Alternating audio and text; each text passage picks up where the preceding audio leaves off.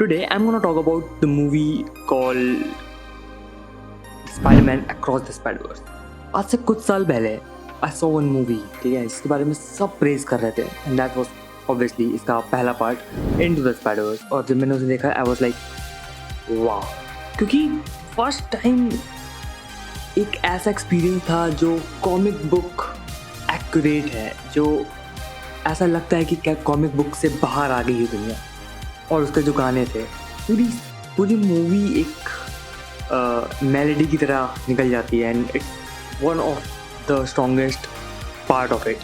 तो उसका जो सॉन्ग था द सनफ्लावर, उसका जो सॉन्ग था what's up danger, and to be really honest what's up danger is one of my favourite songs. और मैंने उसको इस मूवी में बहुत मिस किया, क्योंकि आई रियली थॉट कि यार होना चाहिए. देखो, सबसे पहला ना मेरा कैनन इवेंट इस मूवी को लेकर ये होगा कि मैं इसको थिएटर्स में नहीं देख पाया. और मैं सीरियसली बताऊँ, this movie is completely magical. अगर मैं इसे थिएटर्स में देख रहा होता तो I would have loved it even more, like 100 times better.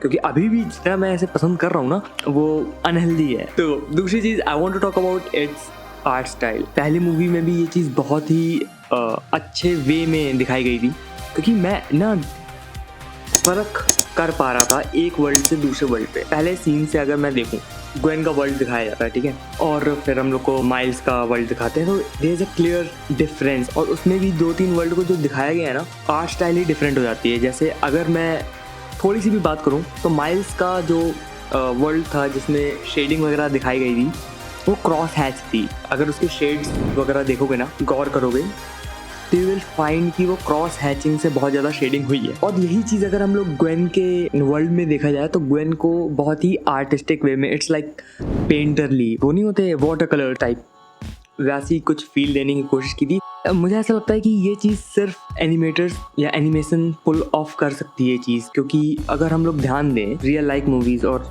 Live adaptations जो होती हैं, जिसमें फॉर एग्जांपल एंड गेम हो गया या फिर कोई भी ऐसी डिस्टोपियन वर्ल्ड की मूवीज़ हो गई, मोस्ट ऑफ द टाइम हम लोग ये कोशिश करते हैं कि वो रियल लाइफ लगे.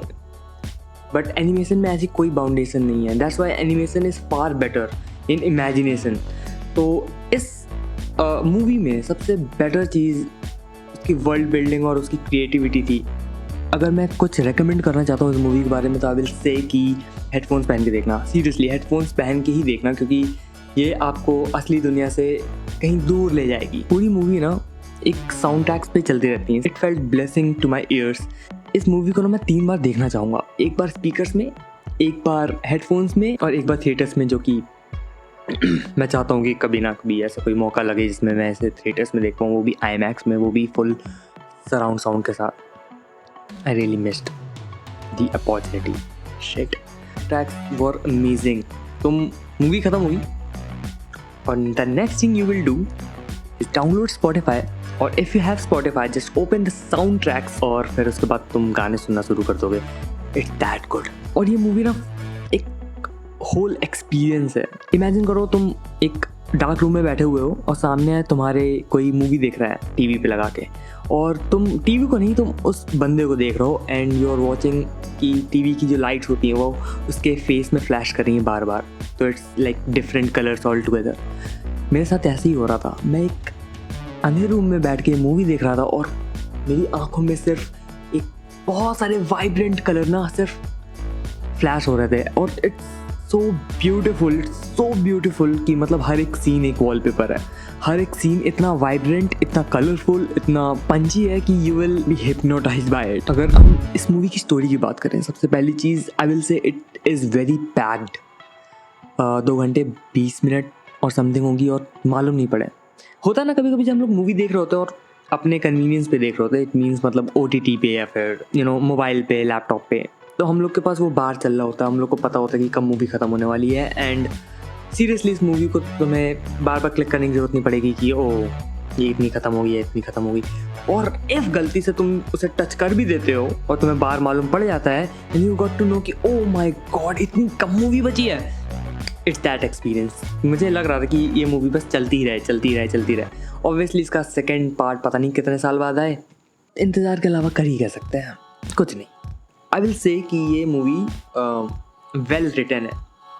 In story wise, in theory, in like script बहुत ही अच्छे से वेल स्क्रिप्टेड है, क्योंकि एक भी seen you will not be like कि ओ कि ये सीन नहीं भी होता तो चल जाता, नहीं, every scene was very important, every scene was very good.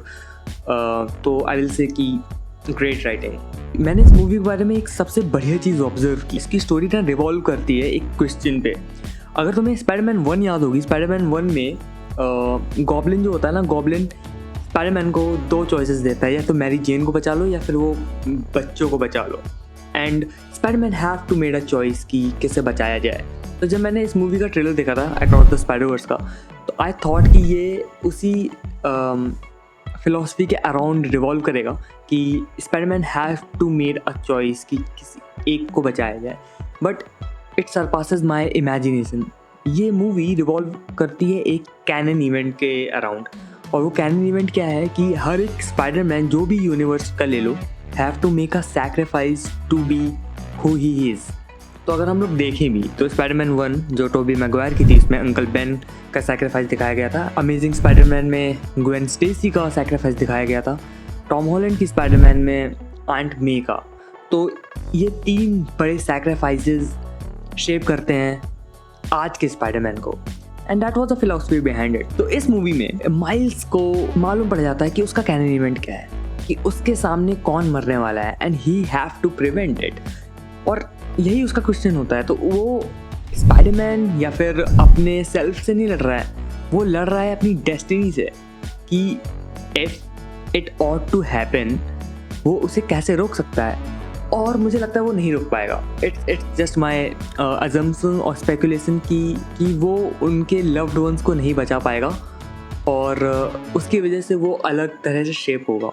तो अगर ऐसा होता है कि माइल्स अपने लव्ड वंस को नहीं बचा पाया and they have to sacrifice, तो इससे ड्रामेटिक एंडिंग नहीं होगी, just like the ending of the Flash की एंडिंग में भी ऐसे ही होता है, जब वो रियलाइज़ करता है कि ओके वो लोगों को नहीं बचा सकता है, वो लोगों को वो सब चीज़ें नहीं फिक्स करता है, कुछ चीज़ें ऐसी होती हैं जो नहीं टाल सकते हैं। और मुझे लगता है कि ऐसी एंडिंग अगर इस मूवी की दी जाती है और इसको भी थोड़ा और ड्रामेटिक कर दिया जाए, तो इस स्टोरी की ट्रू पोटेंशियल हम लोग देख पाएंगे। आई डोंट वॉन्ट कि जस्ट टू प्लीज पीपल इसके क्रिएटर इसकी स्टोरी को एक हैप्पी एंडिंग दे। मैं चाहता हूँ कि इसकी स्टोरी को ऐसी एंडिंग दी जाए जैसी स्पाइडरमैन डिजर्व करता है, जैसे कि सारे के सारे स्पाइडरमैन डिजर्व करते हैं। और इसका मतलब ये नहीं है कि I don't want Spiderman to be happy, और आई डोंट वांट कि पीटर पार्कर की ज़िंदगी में हैप्पीनेस ना आए। मैं चाहता हूँ उसकी लाइफ में हैप्पीनेस आए, बट मैं ये भी चाहता हूँ कि आई डोंट नो वाई कि उसकी स्टोरी जितनी स्ट्रगलिंग होती है उतने ही we as an audience felt empowered, क्योंकि स्पाइडरमैन या पीटर पार्कर जितने बार भी गिरता है, he stood up and fight back, he always stood up. और इसकी अगर एक पॉसिबल थ्योरी की मैं बात करूँ, जस्ट बिकॉज अगली मूवी का नाम होने वाला है बियॉन्ड द स्पाइडरवर्स, मैं चाहता हूँ कि उसमें कुछ माइंड बेंडिंग हो, क्योंकि ये कुछ वर्ड्स हैं जो मुझे बहुत एक्साइट करते हैं। बियॉन्ड हो गया, मैडनेस हो गया, क्योंकि मल्टीवर्स ऑफ मैडनेस में जो हगा था, आई विल नॉट से कि हगा था, बट आई विल से कि उतना बार हिट हो ही नहीं हो पाया था। तो मैं चाहता हूँ ये बियॉन्ड वर्ड को बहुत अच्छे से यूज़ किया जाए। मैं चाहता हूँ कि जस्ट लाइक मिगेल की दुनिया ख़त्म हुई थी, मैं चाहता हूँ यहाँ पे भी दुनिया ख़त्म हो जाए, कि ये कोई कैनन इवेंट डिस्टर्ब कर दे और उसकी दुनिया ख़त्म हो जाए, और उस दुनिया के ख़त्म होने के बाद वो टाइमलाइन से ही अलग हो जाए, जस्ट लाइक लोकी, और फिर कुछ और अनोखा हो उसके साथ। मैं ऐसा चाहता हूँ। I know very chaotic, but it will be very good to see अगर हम ये देखते हैं। And that's what the video is. So if you ask me why pause the frame when watching Spider-Man Across the Spider-Verse, I'll say pause the frame to appreciate the artist, because every second is an art in this movie, and it just blows my mind. It just blows my mind कि कितनी मेहनत की होगी सारे artist, सारे animators ने। So pause the frame to take screenshot and apply it as a wallpaper, क्योंकि it fucking deserved it.